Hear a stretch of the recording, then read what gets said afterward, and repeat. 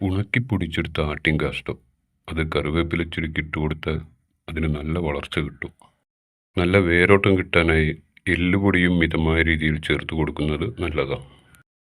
എന്നാലും എത്ര ജൈവവളങ്ങൾ നമ്മൾ കൊടുത്താലും ചില വീടുകളിൽ കറിവേപ്പില ചെടി അത് വളരാൻ വളരെ പ്രയാസമാണ്.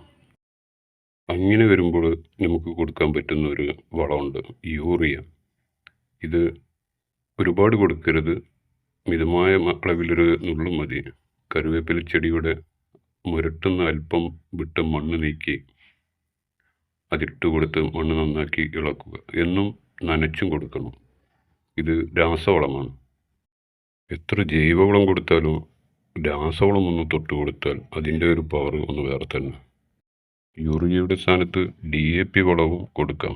എല്ലാം അതിൻ്റെ കൃത്യമായ അളവിലായിരിക്കണം, അല്ലെങ്കിൽ അത് ചെടിയെ ഉണക്കി കളയും.